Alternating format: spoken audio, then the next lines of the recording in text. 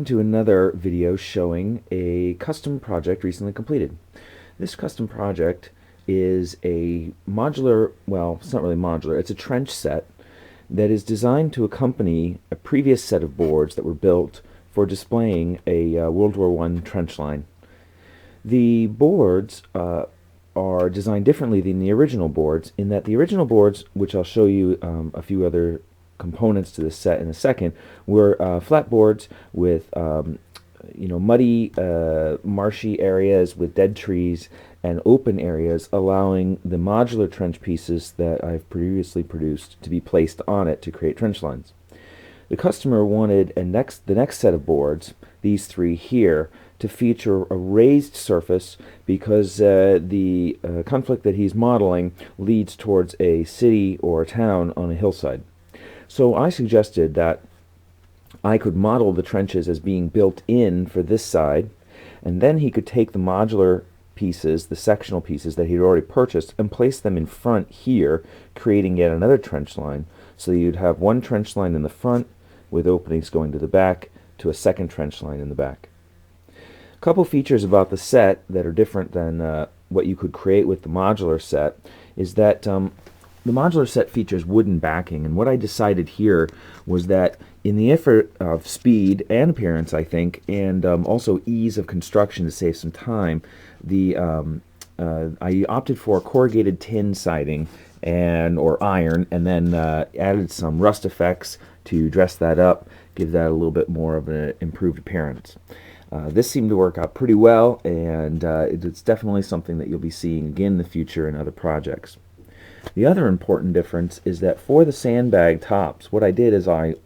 created a mold so that I could cast sectional pieces of the sandbag top and then lay them out in a variety of patterns with corner pieces, and this way I could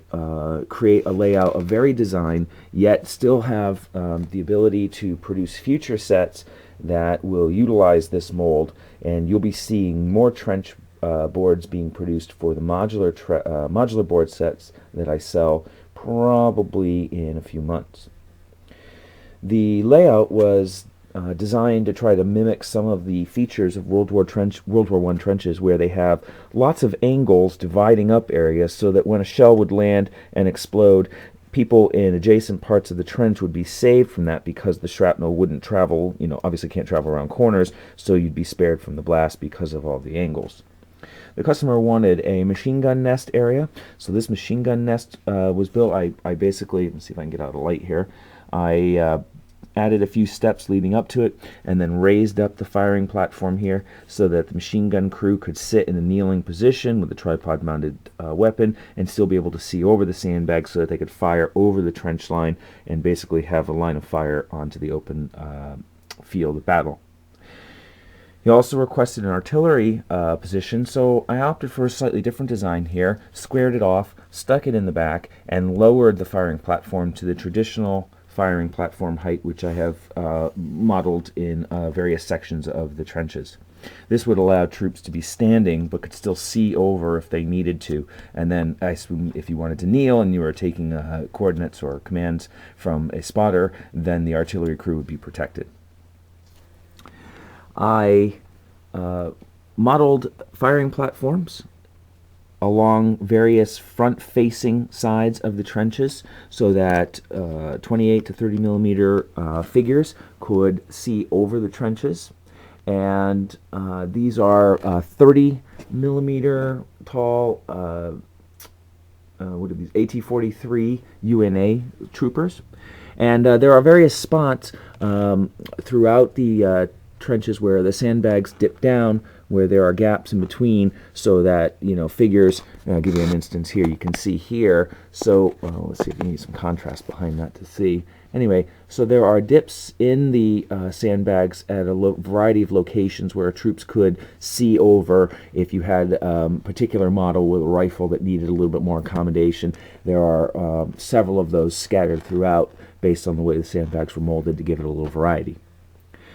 The trenches are mounted on, this is a 1-inch thick foam with a half an inch gain from the molded tops, so you get a full 1.5 inch height for the trench depth, which will hide a troop standing behind it completely, and this will actually meet up flush in terms of its height with the modular trenches that I already sell, so that they could be added to it pretty much seamlessly. The only difference being between this new work and the previous ones is the backing material. The board set also features a wood-grained veneer finish on the side boards. So the set is 3 wide, and so the outside of the 3 boards across each feature this wood veneer, which is a walnut veneer that's been coated with a varnish multiple times to give it a nice protection and a little bit of a luster. These pieces will match up with the previous 3 boards, the previous sides, I should say, of the other boards that were produced to continue the theme around the outside edge. One of the things the customer opted for was, let me see if I can move this here, was that originally the set was only 2 wide, so I veneered the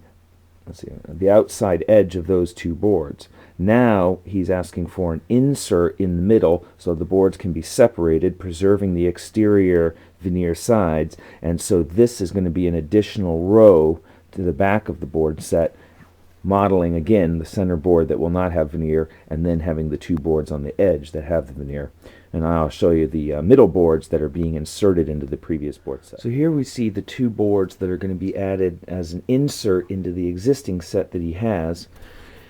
And so if we were to orient these boards, we'd be looking at the 3 boards that I showed previously stacked up along this side here, and then these 2 boards would be traveling down the middle of the set, heading over to the end here. So he has a board on either side of these 2 that have veneering on the outside edges of them, which will then, encapsulate these 2 boards and create a complete set.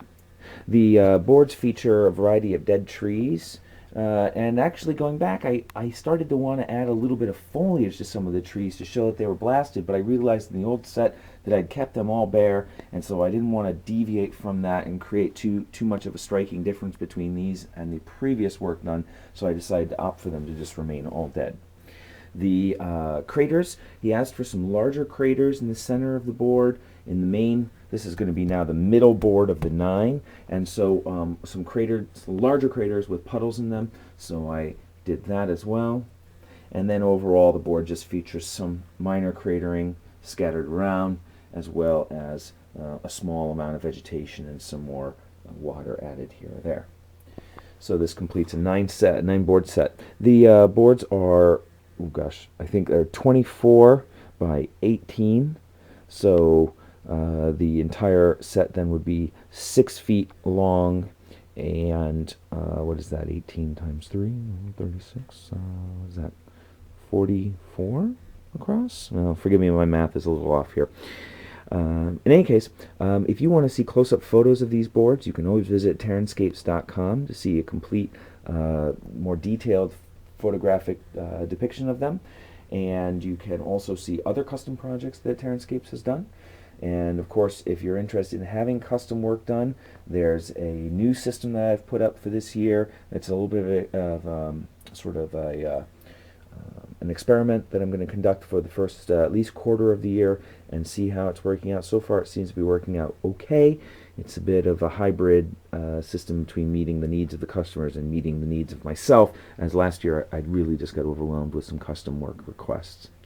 So, I hope you've enjoyed the video. Again, I encourage you to go to TerranScapes.com to see detailed photos of these, and look forward to future videos.